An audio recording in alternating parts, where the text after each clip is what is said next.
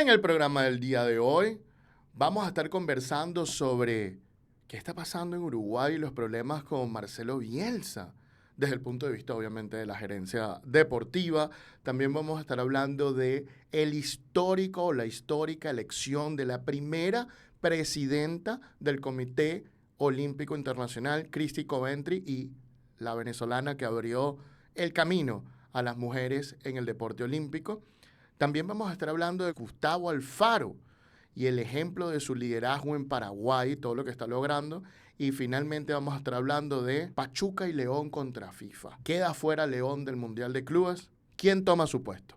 Todo esto y mucho más en su programa El Precio del Deporte.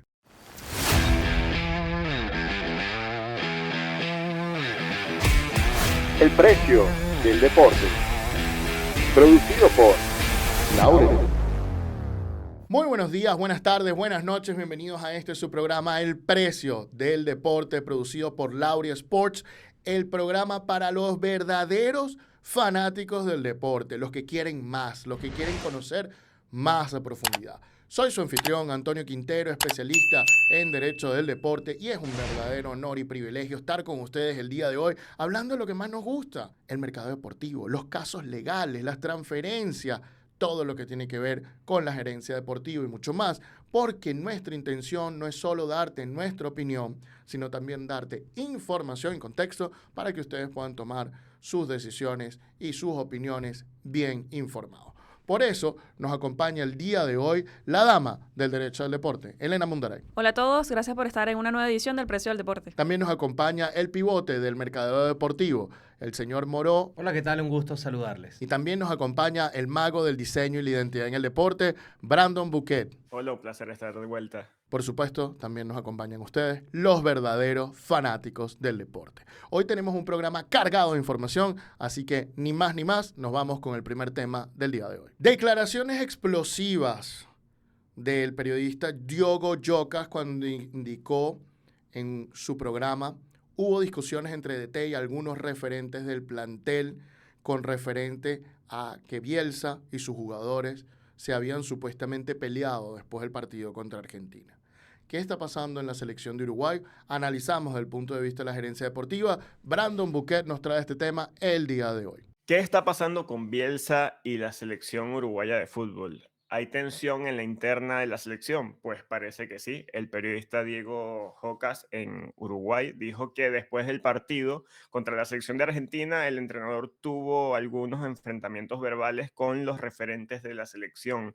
Y es algo que se viene repitiendo desde muchos meses atrás y que cada vez que hay un resultado adverso se intensifica. Se presume que el ambiente dentro de la selección no es el mejor, ya lo veníamos notando y conversando a raíz de aquellas declaraciones de Suárez luego de su retiro. Parece que desde entonces la selección quedó descolocada. Parece que hay un descontento en la dinámica o en el ambiente de la celeste. Y todas estas sospechas o todos estos rumores que no han sido confirmados o no han sido conversados de forma oficial, pareciera que fuesen ciertos cuando empiezas a ver los clavos sueltos, ¿no? Para el partido de Bolivia fue desafectado Nicolás de la Cruz, y Nicolás de la Cruz dijo en conferencia tras el partido que no se sentía a gusto, que campo de juego no era el óptimo y que no tiene tarjetas amarillas, que físicamente se siente muy bien. Sin embargo, fue desafectado de la convocatoria inmediatamente. Mismo caso de Arrascaeta. La diferencia es que de Arrascaeta sí venía arrastrando un problema físico, pero Nicolás de la Cruz no. Entonces, ¿dónde se hace raro? Cuando hay distintas versiones. Una versión cercana al club dice que es que Nicolás de la Cruz no es considerado para Bolivia porque él nunca se llevó bien con la altura, lo que me parece bastante extraño porque Nicolás de la Cruz ni siquiera fue titular en el partido contra Argentina. Entonces, ¿por qué llevarías a un jugador que no tienes pensado utilizar en el segundo partido y no lo pones de arranque en el primero? De hecho, jugó porque se lesionó de Arrascaeta. Pero más allá de eso, la pregunta que me hago es, ¿cuánto importa el peso? Porque pasa algo con la selección de Bielsa, ¿no? Bielsa de 7 partidos por eliminatoria solamente ha ganado 1. Eso en otra selección, incluso en la selección uruguaya, es motivo de despido. Cada vez se ve más normal que no puedes regalar nada en las eliminatorias. Entonces, ¿cuánto pesa la opinión popular, el sentir de los jugadores para la continuidad de un entrenador?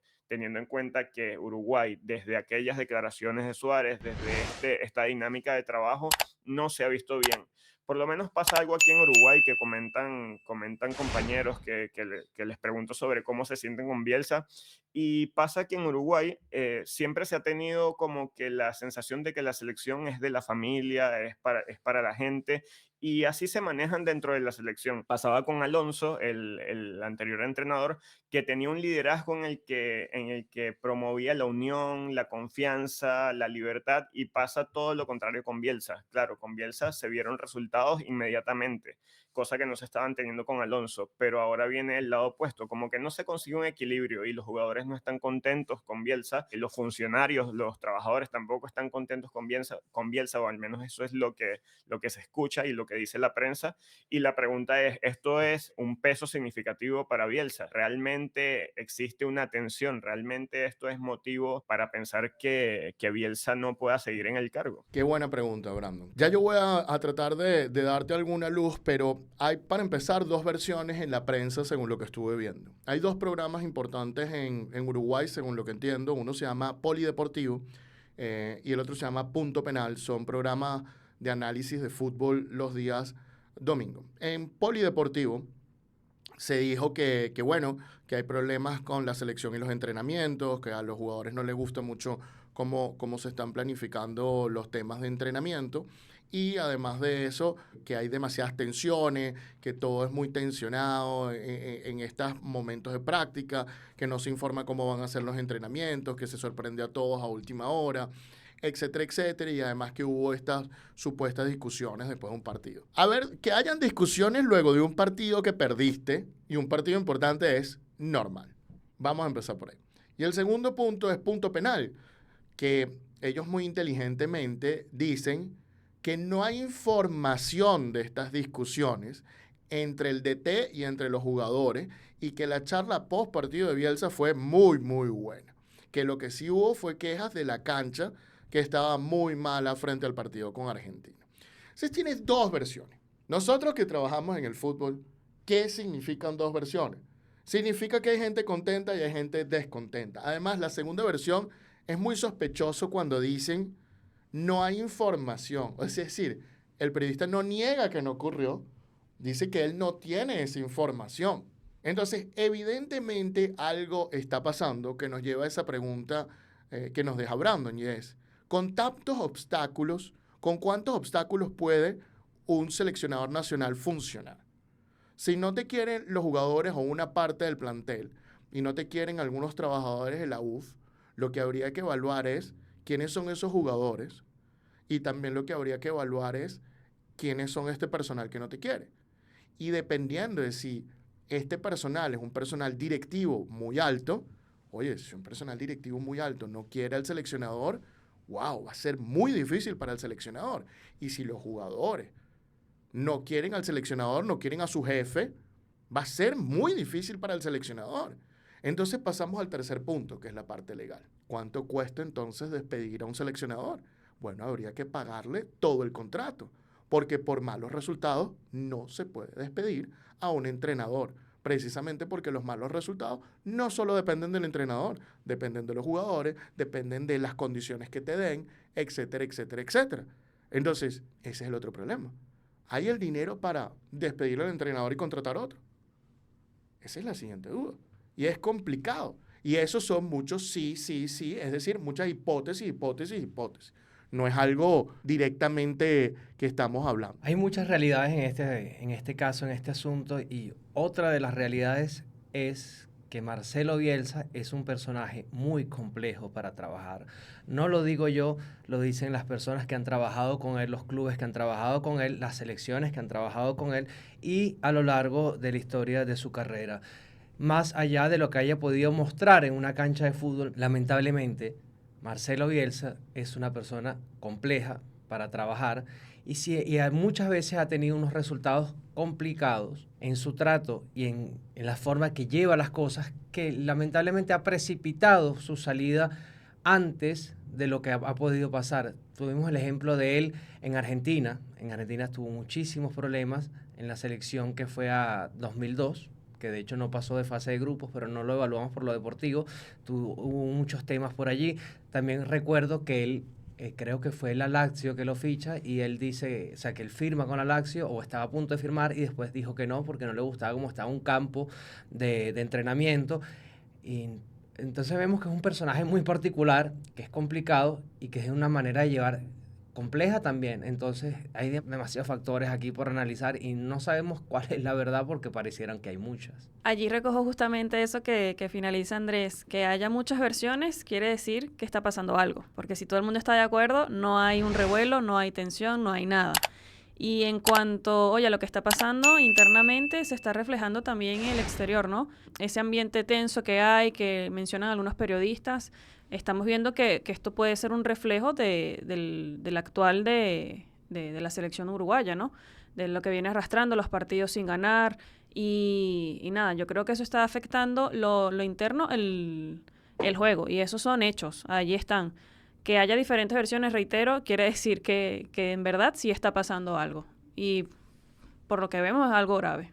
Sí, para terminar, es muy importante lo que dice Antonio. Según OneFootball, Bielsa es el entrenador que más dinero gana en toda la Conmebol. Gana aproximadamente $4 millones anuales, así que no estaría nada sencillo rescindir su contrato, teniendo en cuenta que se contrató a Bielsa para clasificar el Mundial, tener resultados importantes en el Mundial y tiene contrato hasta finalizado la competición internacional. Así que yo creo que es un asunto que se va a tener que manejar desde la interna y es evidente que está afectando el funcionamiento del equipo de la Celeste, porque de 7 partidos solamente ganar uno es bastante grave para un equipo como Uruguay. Así que nada, seguiremos viendo cómo se desarrollan los eventos dentro de la selección uruguaya de fútbol. En este caso parece que el desafectado fue De la Cruz, anteriormente fue Canovio.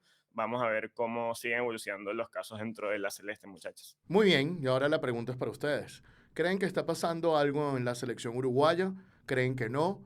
¿Qué les parece toda esta situación? Déjennos sus opiniones en la caja de comentarios. Y con esto listo, pasamos al siguiente tema del día de hoy. Es que por primera vez en la historia, una mujer ha sido elegida como presidenta del Comité Olímpico Internacional. Christy Coventry fue elegida como primera presidenta del Comité Olímpico Internacional y su paso, su camino, lo abrió una venezolana y una finlandesa, y esa es la historia que Elena Mundaray nos trae el día de hoy. Christy Coventry de Zimbabue fue electa como presidenta del Comité Olímpico Internacional. ¿Y qué tiene que ver una venezolana con todo esto?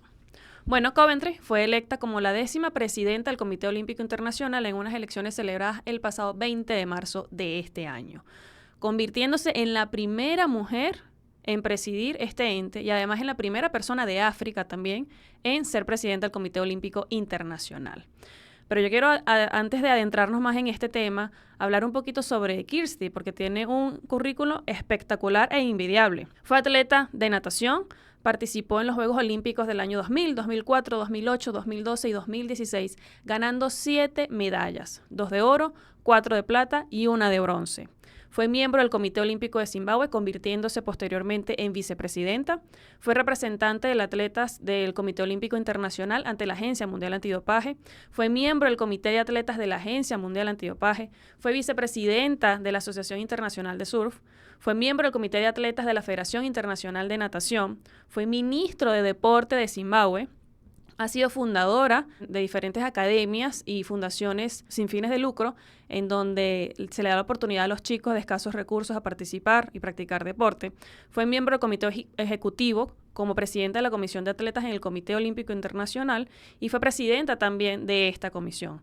Todo esto desde el año 2013 que entró en el Comité Olímpico Internacional, es decir, ya más de 10 años, 11 años, una carrera envidiable, y esto, su trabajo, la ha convertido ahora en la nueva presidenta del Comité Olímpico Internacional. Ahora, ¿por qué esa pregunta al principio de qué tiene que ver una venezolana con Christy?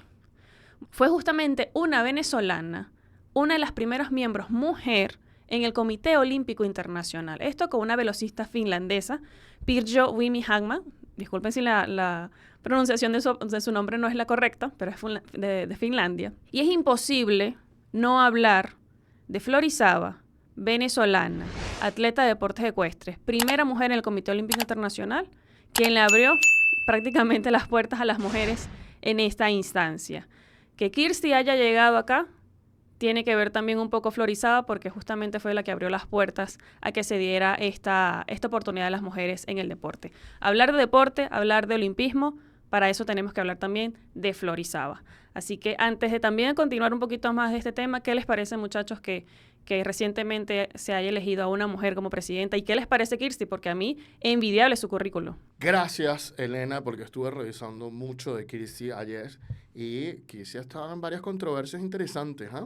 Les comento un poco más de Kirsty antes de pasar a comentar las hazañas también de la venezolana Florizaba, que abrió paso a Kirsty, ¿no?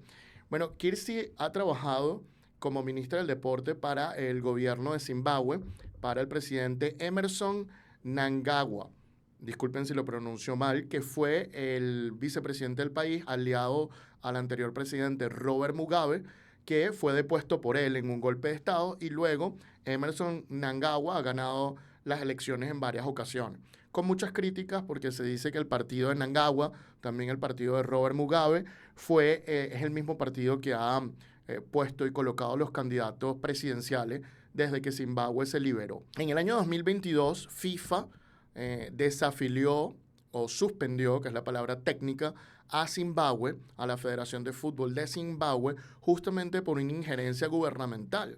Entonces estuve realmente investigando sobre esta injerencia y resulta que un organismo deportivo y muy importante del gobierno en Zimbabue depuso al presidente y tomó control de la Federación de Zimbabue, y esta intervención fue liderada un poco por Christine Coventry, y esta chica, que es muy joven además, una de las presidentas más jóvenes del Comité Olímpico Internacional con solo 41 años, peleó fuertemente y dijo, no, mira, es que aquí la corrupción en el fútbol de Zimbabue era muy fuerte.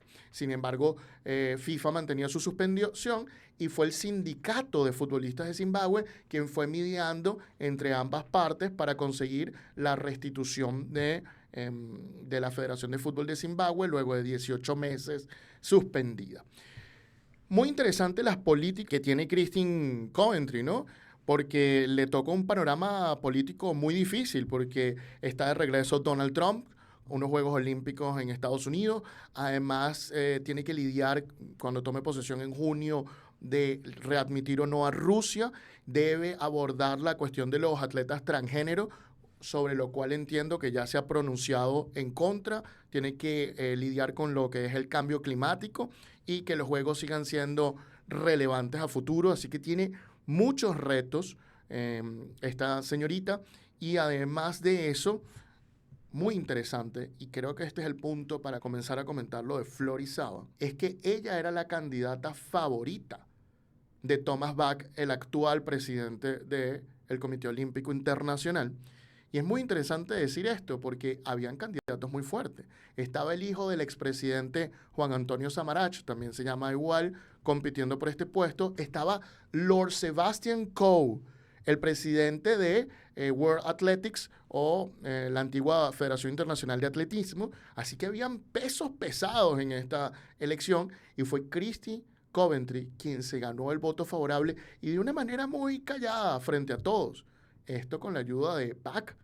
Entonces, fíjate tú lo que los hombres hacen cuando apoyan a las mujeres. Rompen barreras. El apoyo del hombre a que la mujer triunfe es fundamental. Y ese también fue un poco el caso de Florizaba. Sí, y además agregar a lo que acabas de mencionar, Antonio, que es una persona preparada, porque tiene más de 10 años en el movimiento olímpico. Además fue atleta, conoce muy bien el papel de un atleta dentro del movimiento, ha sido dirigente, ha sido ministro, o sea, tiene un respaldo o una espalda bastante ancha para poder decir, valga la redundancia, que además es nadadora, pero oye, con propiedad, ¿no? No es que se trate, por muchas personas que pudieran decirlo, la eligieron porque es mujer. No, la eligieron porque sabe, la eligieron porque se ganó los votos. De hecho, hay una diferencia con respecto al segundo, que fue justamente Juan Antonio Samaranch, tuvo 28 votos y Kirsty tuvo 49, o sea, casi prácticamente el doble de los votos que sacó Juan Antonio. Y eso habla del gran respaldo que tiene Kirsty. Y sí, obviamente apoyada por Thomas Bach, es lo que entiendo, pero ganado. Sinceramente, bien ganado. Y justamente también hablando sobre Florizaba, que insisto, es imposible no hablar de ella en este sentido. Florizaba, atleta venezolana de deportes ecuestres, como mencionamos, una de las primeras mujeres en ser miembro del Comité Olímpico Internacional junto a la finlandesa. Florizaba fue campeona nacional de equitación, de tenis y de golf, aunque justamente su fuerte era la equitación. Fue fundadora y presidenta de la Federación Venezolana de Deportes Ecuestres, punto importante también. Fue miembro del Comité Olímpico Venezolano. Fue asesor deportivo también del presidente de la República de Venezuela del 89 al 95. Y además fue nombrada miembro del Comité Olímpico Internacional. Luego de su función fue nombrada también como miembro honorario. Y además estuvo en diversas comisiones también de atletas, en comisiones de mujer y deporte. Es una referencia en el mundo olímpico y qué orgullo además que sea venezolana, una de las primeras en marcar pauta en el deporte olímpico, y parte de la historia va a ser imborrable justamente gracias a Florizaba.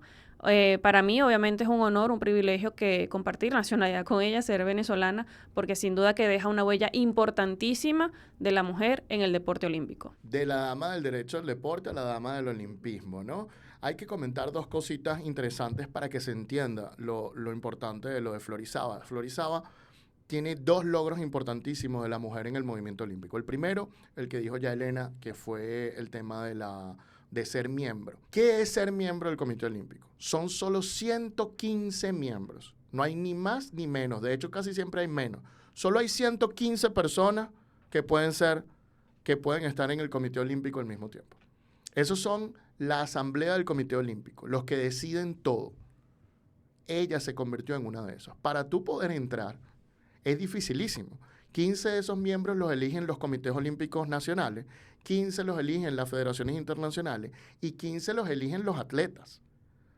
Y esos 45 eligen al resto de los 115. Para tú ser elegido, wow, necesitas ser una persona muy, muy, muy influyente en el deporte, nacionalmente e internacionalmente.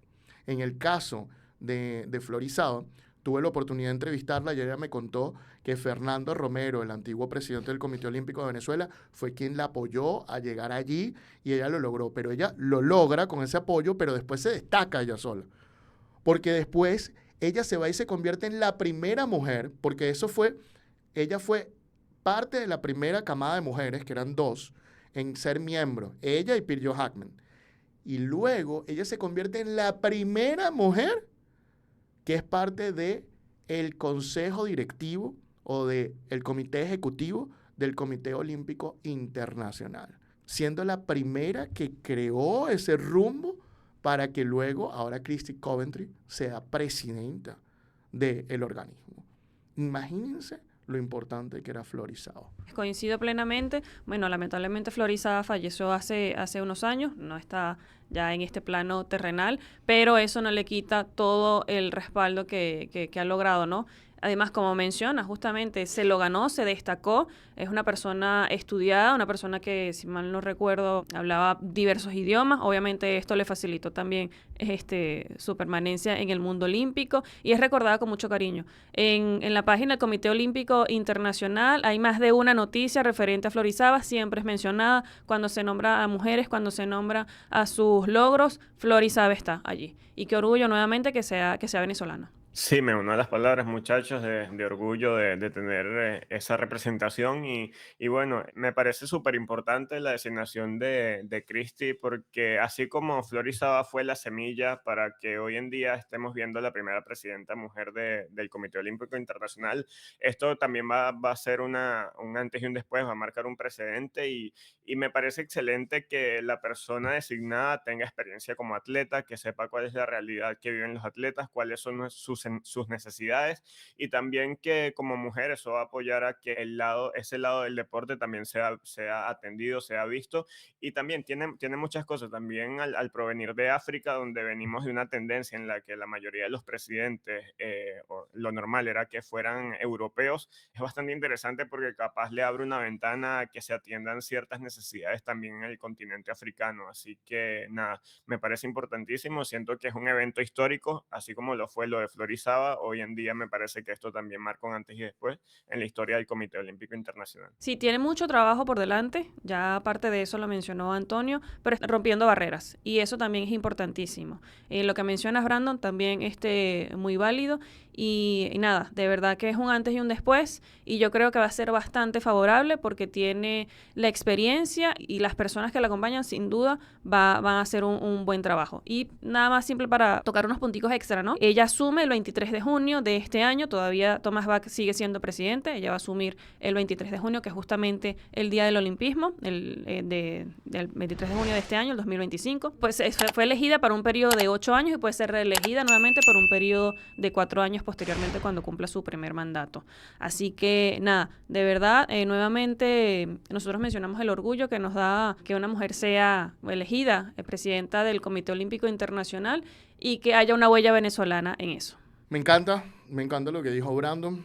Espero que se observen los problemas que tiene el movimiento olímpico en África, que siempre hay problemas en todos lados, pero me encanta porque es necesario que empecemos a balancear, me encanta porque es mujer y es necesario que empecemos a balancear el deporte masculino y femenino. Fíjate que ya estábamos casi cerca de la misma cantidad de participantes en los Juegos Olímpicos, tanto masculinos o femeninos. No sé si se logró 50-50 o si se logró. Ok, entonces vamos a tener que seguir avanzando y manteniendo todos esos retos alcanzados y los nuevos que vienen.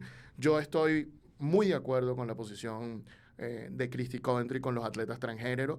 El tema con la FIFA me parece que demuestra carácter, así que yo de verdad tengo muchas esperanzas en que esto salga muy bien.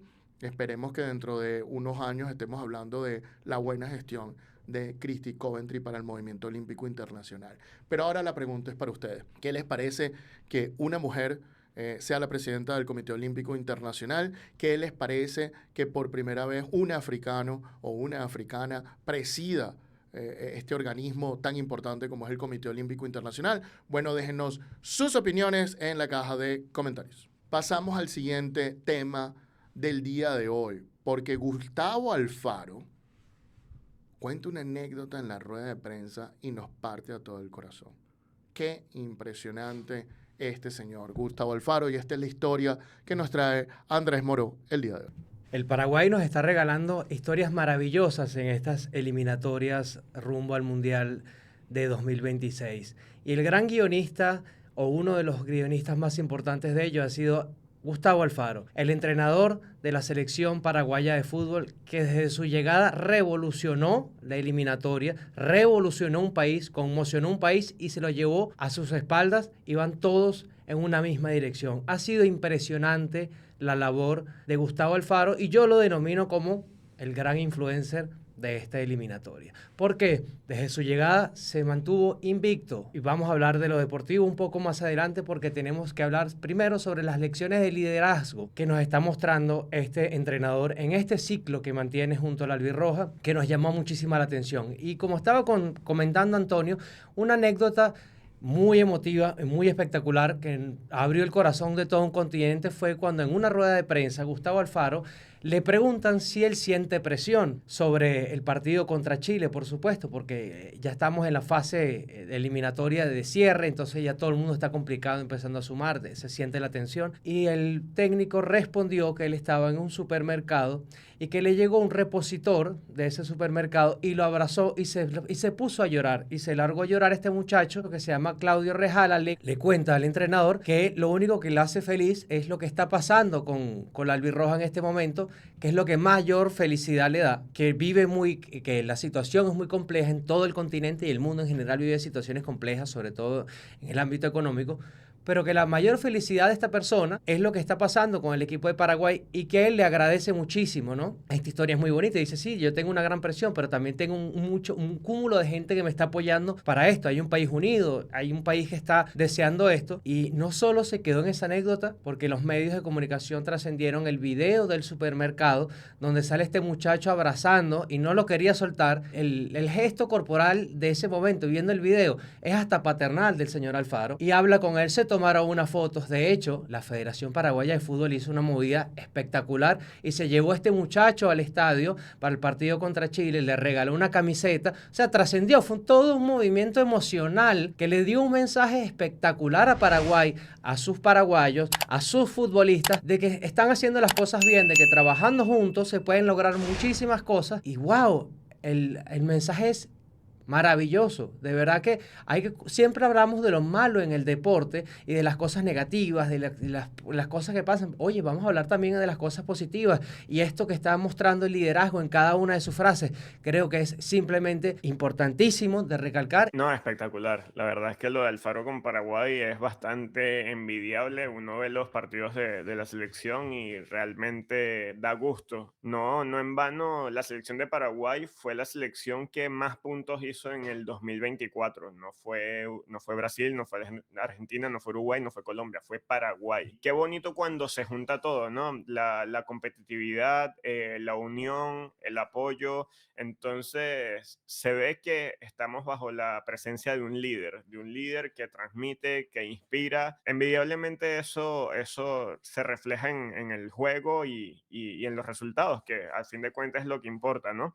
Entonces, nada, vemos que el factor psicológico juega mucho y no solamente para los jugadores, sino también para el público. Entonces, qué bonito que los paraguayos tengan la oportunidad de contar con la presencia de un entrenador de esa altura y que está asumiendo un rol, sabe cómo cumplirlo y bueno, entiende que se está jugando cosas muy importantes, pero todo parece estar funcionando en la selección de Paraguay y él es el responsable, como lo dice Andrés, es el influencer principal de estas eliminatorias y del buen momento que está viviendo Paraguay. Esta anécdota me encanta porque cuando Alfaro dio esta rueda de prensa, mucha gente empezó a especular, no, seguro es mentira, pero no, luego salió la foto del chico, luego salió el video del supermercado y se le ve a un hombre tan sencillo haciendo supermercado y cómo se le acerca a este chico de una manera tan genuina, de una manera como se le ve agradecimiento en ese video al chico. Y así la gente pudo comprobar que efectivamente Gustavo Alfaro estaba contando una historia verídica.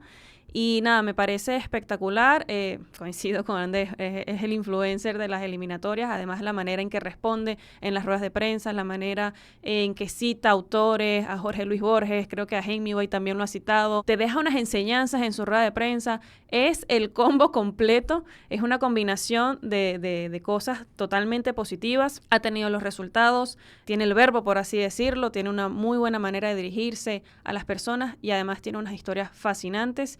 Y oye, el respaldo además de los paraguayos, ¿no? Que entiendo que están bastante contentos con este director técnico y nada, con las razones sobran para esto, porque de verdad que se merece todo lo que le está pasando, lo bueno, se le merece ir muy bien en las eliminatorias si estamos hablando de personas a que idolatramos, a que respetamos, a que admiramos.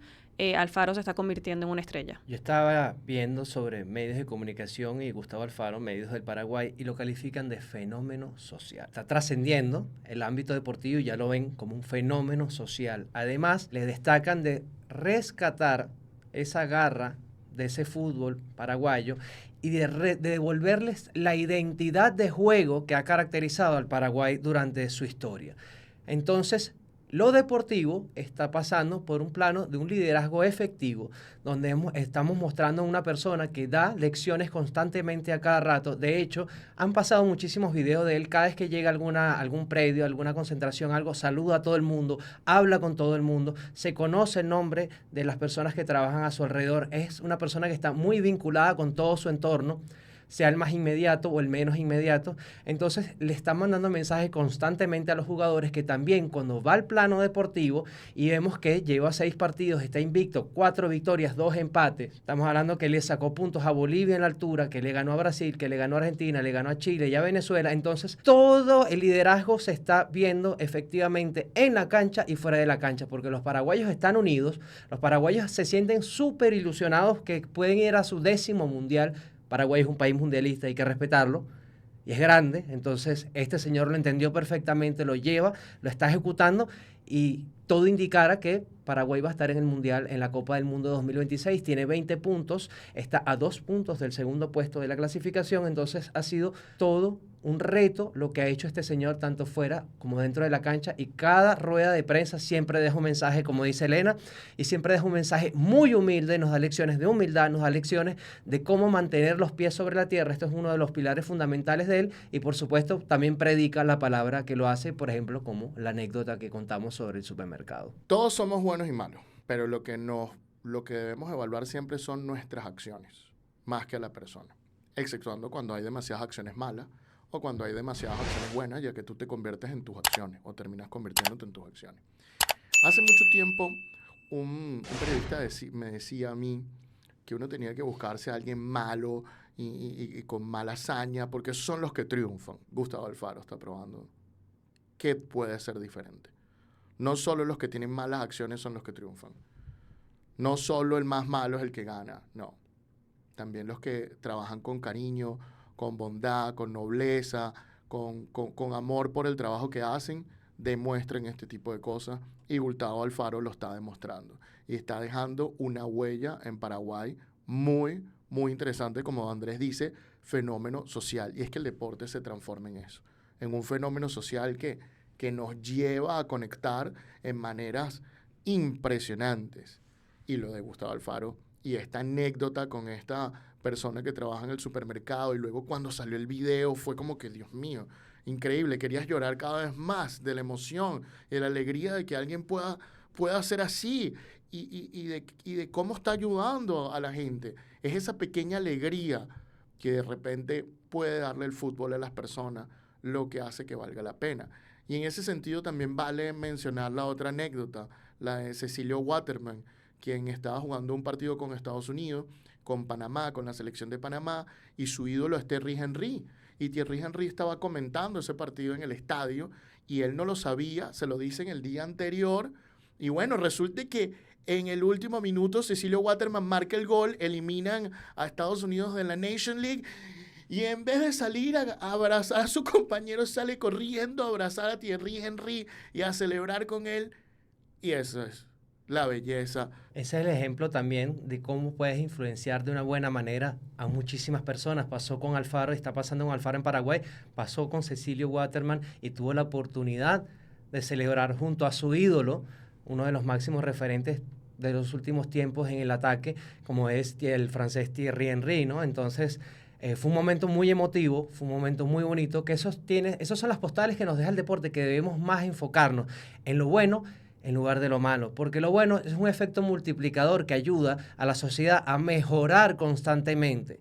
Entonces, seamos multiplicadores de lo bueno, entendamos que este tipo de cosas pasa muchísimo, y tratemos de predicar buenas palabras, tratemos de ser buenos, tratemos de ser humanos. Tenemos todos derecho a equivocarnos, tenemos todos derecho, y en algún momento hemos hecho malas acciones en mayor o menor medida, pero mientras más humanos seamos, más vamos a poder ser ejemplo para los demás, y para los deportistas, entrenadores y todas las personas que hacen vida en el mundo del deporte. Creo que tienen suficientes ojos encima y son multiplicadores de conductas. Entonces piensen bien lo que hacen cada vez, porque son oportunidades irrepetibles y pueden ayudar a muchísimas vidas. Esto con el panameño me hace recordar, o me hace pensar, ¿no?, que los ídolos de los futbolistas son otros futbolistas también. Me hace pensar en el caso de Zidane, que su ídolo es Enzo Francescoli, y le puso Enzo a su hijo mayor en honor a su ídolo. Entonces es la fibra lo que te mueve, ¿no? Que tu ídolo te mueve de una manera. Y vimos ejemplos esta semana espectaculares. Cuando esté triste voy a ver estos videos, porque le das un abrazo al corazón, sin duda. Y es el escenario perfecto del deporte para dejarte este tipo de anécdotas, este tipo de historias. Y es lo que mueve a la gente. Un partido pasa, se gana o se pierde, Pero estas historias quedan. Y estas historias es lo que nos hace ver lo bonito del deporte. Entonces Gustavo Alfaro es el Ted Lasso de la vida real, ¿eh? Gustavo Alfaro, de verdad, me encanta ese lado humano del deporte, como dice Andrés, hay que replicarlo lo más que pueda, porque eso es lo que hace falta en esta vida. Amor, y eso es otra forma de amor para poder seguir adelante y seguir mejorando como sociedad. Pero habiendo dicho esto, ¿qué les parece a ustedes? ¿Qué balance hacen ustedes del lado humano en el deporte? Pues bueno, déjennos sus opiniones en la caja de comentarios. Y con esto listo, pasamos al siguiente tema del día de hoy. Y es que FIFA ha eliminado del Mundial de Clubes a León Fútbol Club, el equipo mexicano, en virtud de su asociación con Pachuca. Leemos rápidamente qué es lo que ha sucedido. Y FIFA nos dice que tras los procedimientos disciplinarios incoados contra el Pachuca y contra el Club León, el presidente de la Comisión Disciplinaria de la FIFA optó por trasladar el caso directamente a la Comisión de Apelaciones de la FIFA, de conformidad con el artículo 56, apartado 3 del Código de Disciplina. Tras evaluar las pruebas del expediente, el presidente de la Comisión de Apelación de FIFA ha decidido que tanto el Pachuca como el Club León incumplen los criterios sobre la propiedad de tener varios clubes que establece el artículo 10, apartado 1 del Reglamento Mundial de Clubes. En virtud del artículo 10, apartado 4 del Reglamento del Mundial de Clubes, la FIFA ha decidido no admitir al Club León en la competición y anunciar al club que lo reemplazará a su debido tiempo. Esta es la situación que tenemos el día de hoy. No, bastante interesante, Antonio, el tema que plantea la FIFA, pero yo me genero una pregunta, ¿por qué no ha ocurrido antes? Está pasando con el Club León y el Grupo Pachuca, pero ¿qué pasa por lo menos en Champions League, donde hemos visto que el Grupo City ha tenido al Manchester City y al Girona Fútbol Club, ambos clubes de su propiedad? ¿Por qué en un lugar se aplica y en otro lugar no? Pues, Brandito, te contesto de que sí se aplica en todos los lugares. Y se aplica desde el año 98, donde fue la primera vez que no se aplicó.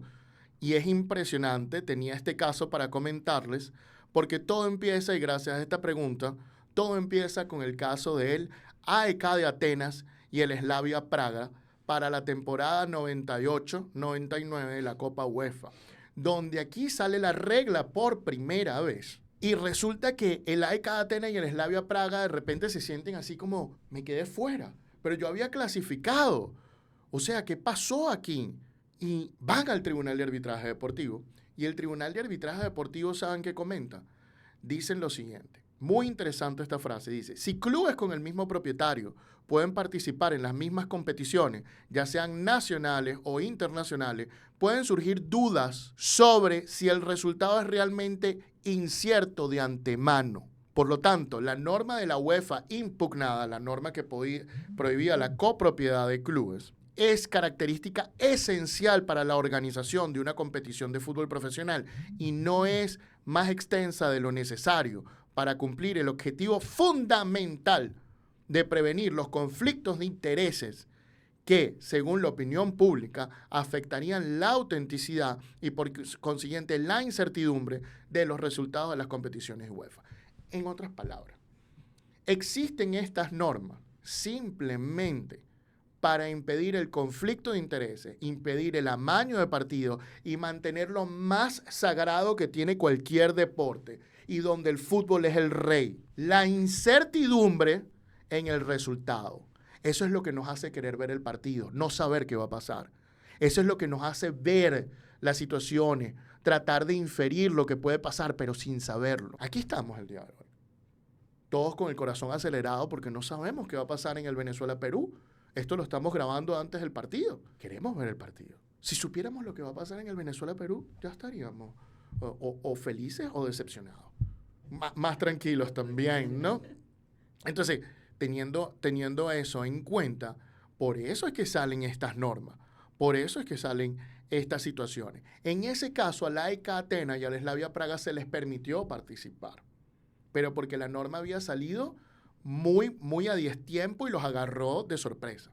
Sin embargo, después de allí han habido muchos procesos.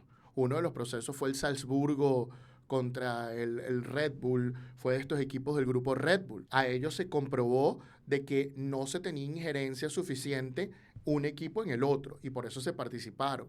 Acaba de pasar con el Manchester United y el equipo francés del cual también Ineos es dueño.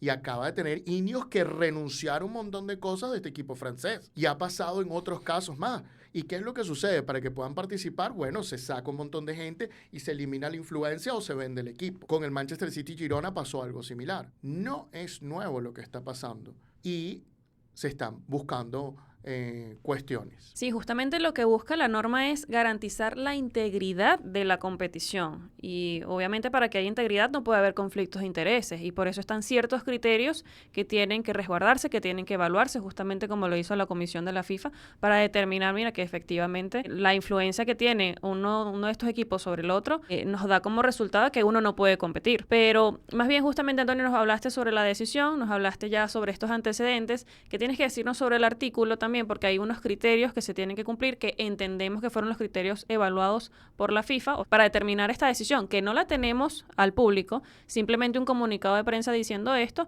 pero podemos inferir qué fue lo que pasó. Gracias, Anena. Oye, lo primero que te quiero decir es que este caso me abrió los ojos en un par de cosas que uno revisando no se encuentra todos los días, ¿no? Dos curiosidades antes de entrar al elemento es, me llama la atención que sea la comisión disciplinaria la que decide estos casos de copropiedad, porque no lo veía como una falta a los reglamentos disciplinarios, pero ahora que lo analizo tienen como razón. Me llama la atención además que la comisión disciplinaria dijo, mira, esto es como muy complicado, y lo pasó a la de apelaciones. No sabía que esto se podía hacer, primera vez que veo esta situación, y me llamaron la atención muchísimas estas dos cuestiones, ¿no? Que primero le toque a la comisión disciplinaria, pensé que esto debería ser algo de la Secretaría de la FIFA, y segundo, que la comisión disciplinaria ya hizo, no, pero se lo delegó a las apelaciones porque es un tema complejo, y esto hace que la decisión sea apelable al TAS directamente. Tal vez fue por eso que lo hicieron así, para, bueno, ya lleva tu caso al TAS de una vez y resolvemos esto aquí, ¿no?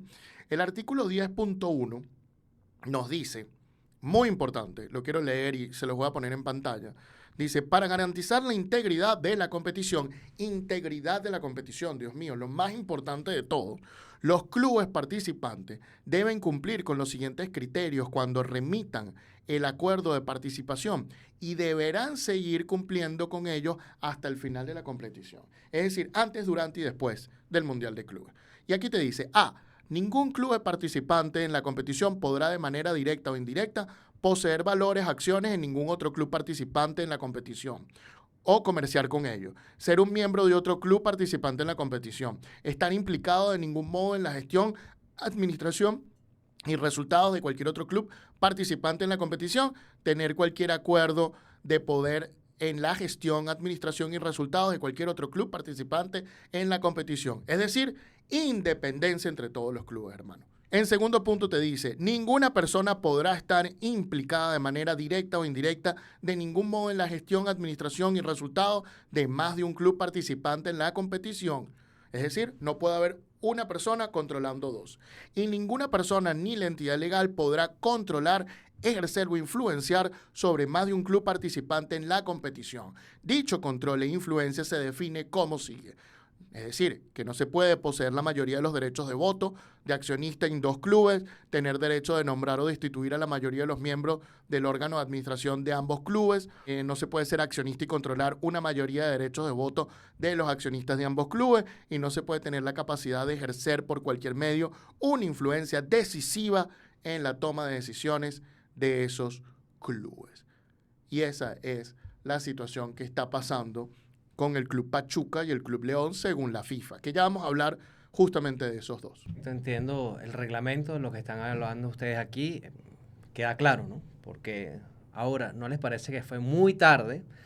Faltan 3 meses para la competición. ¿Por qué se tarda tanto? ¿Y por qué no se pudo prever esta situación cuando se designaron los cupos y las personas y los equipos que iban al Mundial de Clubes de este 2025? ¿Por qué esto no se vio antes y se ve ahora falta de 3 meses, 4 meses para la competición? Es algo que yo todavía no termino de entender. Es muy interesante porque además el Club León clasifica en 2023 y el Club Pachuca en 2024. Cuando clasifica el Club Pachuca, es que debería empezarse a trabar el problema, pero es que no se traba ahí. Se traba es cuando te entregan el documento que tienes que firmar para participar, y en ese momento, cuando te entregan ese documento y ambos clubes entregan el documento, es que tenemos la zona de conflicto. Habría que ver cuándo ocurrió eso, porque ambos clubes clasifican por ganar la Conca Champions. Entonces, teniendo eso en cuenta, ahí es cuando se forma el problema, y esto es un proceso disciplinario. Y un proceso disciplinario tiene que llevar varias fases a juro por el debido proceso. Por más de que debemos hacerlo rápido, a veces entregar todas las pruebas puede tardar. Y a veces los propios clubes pueden ser los culpables de que se tarde el procedimiento. Quizás incluso lo generan como parte de su estrategia. No es solo una culpa del organismo o de la FIFA, que también muchas veces se toma tiempo para tomar estas decisiones. Y no es fácil, estamos hablando de temas administrativos. Tienes que revisar un montón de papeles, un montón de documentos, un montón de pruebas. No estamos hablando de una situación sencilla. Estamos hablando de una situación compleja. No es como, imagínate que tú llamas y pides comida china y te llega al minuto. Llamaste, trancas y suena la puerta. ¿Qué vas a pensar tú? Eso no está bien cocinado, hermano. Eso no está bien cocinado. Entonces, ni muy ni tan. Pero yo creo que va por ahí. Pero ahora quiero hablarles de lo que es el grupo Pachuca, que ha tenido injerencia hasta 6 clubes, 4 mexicanos, que es Pachuca, León, Mineros de Zacatecas y Coyotes, ¿no? También tuvo influencia en el Club Atlético Talleres, aunque creo que en 2016 cesó, también en el Everton de Chile, también en el Real Oviedo de España, y también aparentemente en el club de Segunda División de Uruguay, Atlético Atenas de San Carlos, ¿ok? El grupo Pachuca, bueno, el Pachuca es un equipo conformado en 1901, y el grupo Pachuca se funda en 1993, cuando Jesús Patiño compra el Club de Fútbol Pachuca, que era un club de Segunda División, lo lleva a Primera, lo pone a brillar, etcétera, etcétera, y cuando lo pone a brillar, este grupo Pachuca crece. De hecho, el grupo Pachuca tiene un eslogan interesante que dice negocios y fútbol, porque además el grupo Pachuca, para que ustedes sepan, es dueño de Domino's Pizza en México, tiene la Universidad de Fútbol, entre otras cuestiones, está haciendo un centro comercial Tuzo Plaza, está haciendo tiendas deportivas de los clubes, está haciendo el Centro Médico Deportivo SEM, y tiene que ver con el Salón de la Fama que se quiere crear en México. Así que estamos hablando de un consorcio cada vez más y más grande, no solo como dueño de equipos de fútbol, sino más. Ahora bien, muy interesante, reporta ESPN, y este es el quid del asunto. Ya vimos la norma, vamos a ver los hechos. Reporta ESPN que León aparece en los registros del Registro Público de Comercio bajo la razón social Fuerza Deportiva del Club León, y José Jesús Patiño, dueño del grupo Pachuca, figura como el socio mayoritario con 55% de las acciones. Y ahora, en el caso de los Tuzos del Pachuca, cuando van a ver el registro, que están registrados como promotora del Club Pachuca, se repite el nombre de José Jesús Martínez Patiño como propietario del 50% de las acciones. Esto lo reporta ESPN. Esto no sabemos si es cierto o no, es una información que tiene ESPN y en la que podemos confiar o no, pero pareciera que es la información que tiene la FIFA, y pareciera que esto es lo que está sucediendo en este momento. Además que estaba buscando noticias sobre este tema y entiendo que el presidente de León es el hijo de este Jesús Martínez, que también se llama Jesús Martínez. Entonces tiene a su hijo, el Jesús Martínez, presidente del Grupo Pachuca, tiene a su hijo también Jesús Martínez como presidente de León. No sé, porque no sabemos la decisión, si esto también fue tomado en cuenta, pero al menos esto es lo que se puede buscar en internet. Sin duda levanta allí una señal, una alarma, a lo mejor FIFA lo evaluó, a lo mejor no, pero como hecho está allí en las noticias. Es lo que pude averiguar ayer buscando sobre este tema. Interesante, Elena. No tenía en cuenta ese dato. Fíjate tú que interesante también, porque habría que analizar la independencia, ¿no?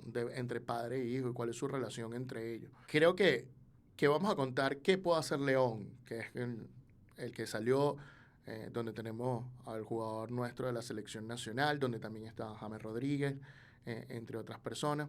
León puede apelar al TAS. Tiene 21 días para apelar al TAS. Tiene que solicitar una decisión rápida, porque el Mundial de Clubes es en menos de 80 días. Y el TAS estoy seguro que puede hacerlo. Eso es lo que puede hacer el Club León. Ya hemos visto que antes ha sucedido y antes se ha permitido la participación de ambos clubes. y quizás la FIFA deba tener un candidato preparado por si León no gana la apelación, y León debe quizás entrenarse, así tal vez no pueda llegar y prepararse para el Mundial, así al final no sea admitido. Veremos qué dice el Tribunal Independiente, el Tribunal de Arbitraje Deportivo sobre este tema. Si no va León, ¿quién debería ir? Qué interesante. Bueno, ¿qué nos dice la norma?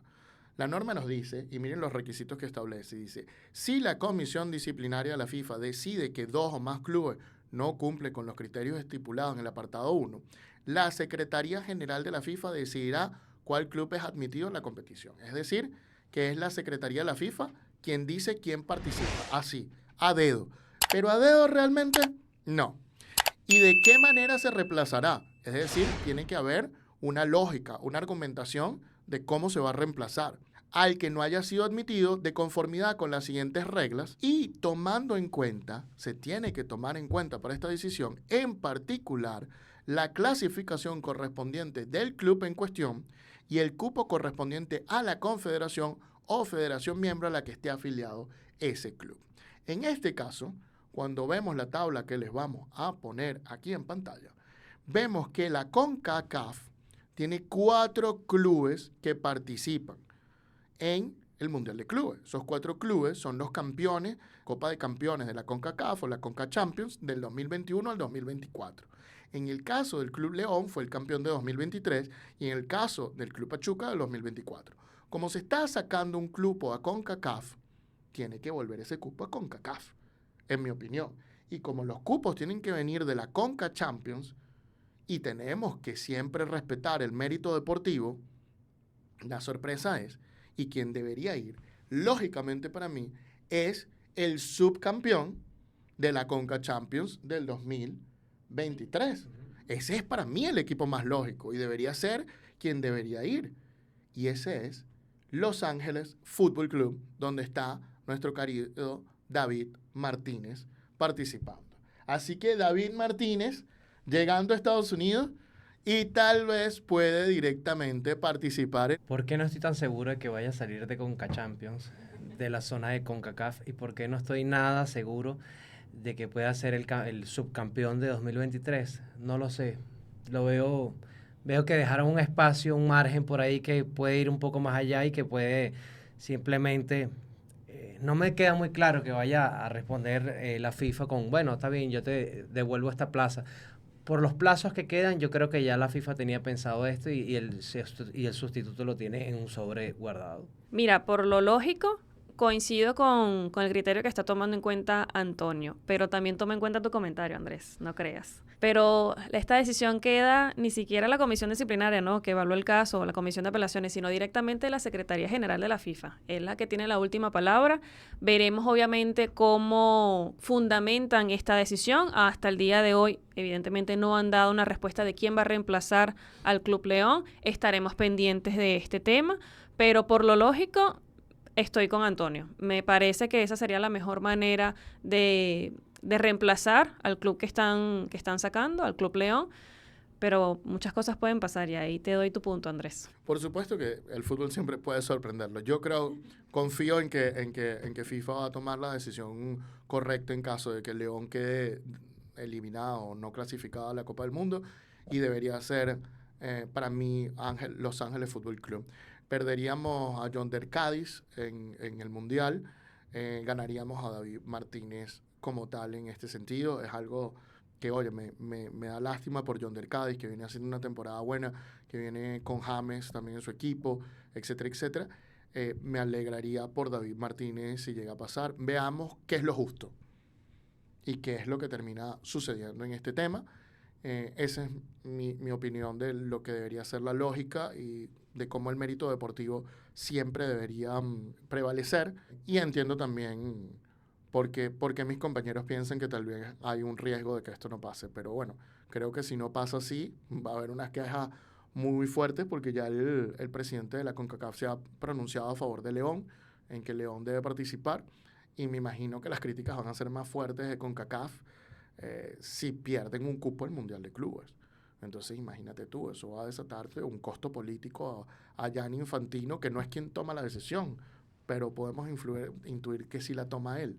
quien la toma es la secretaría, el secretario general de la FIFA como tal, pero va a repercutir en él. Entonces vamos a ver qué va a terminar de pasar. Pero bueno, ¿qué piensan ustedes de esta situación entre el Club León y Pachuca? ¿Piensan que deben participar los dos? ¿Piensan que debe participar León y no Pachuca? ¿Piensan que es Pachuca y no León? ¿Con quién creen ustedes que debería reemplazarse al Club León en dado caso de que no ganara su apelación ante el Tribunal de Arbitraje Deportivo? Bueno, déjenos sus opiniones en la caja de comentarios. Muy bien, señores, y con esto listo el día de hoy. Hemos terminado el programa el día de hoy.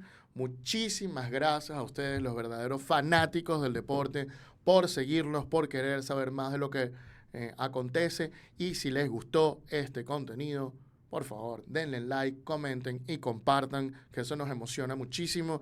Y además de eso, si les gustó muchísimo, suscríbanse y denle a la campanita para más contenido como este. Para ustedes estuvo trabajando el día de hoy la dama del derecho del deporte, Elena Monteray. Gracias a todos por su tiempo y nos vemos en una próxima edición del Precio del Deporte. También estuvo trabajando con nosotros el día de hoy el pivote del mercadeo del deporte, Andrés Moró, mejor conocido como el señor Moró. Agradecido por tu tiempo y por tu apoyo. Nos vemos en la próxima. También estuvo trabajando para nosotros Brandon Bouquet, el mago del diseño y la identidad en el deporte.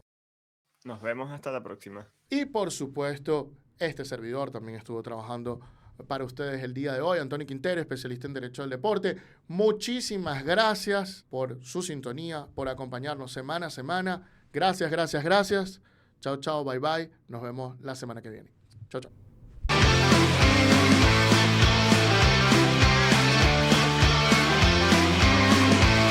El precio del deporte. Producido por Laurel.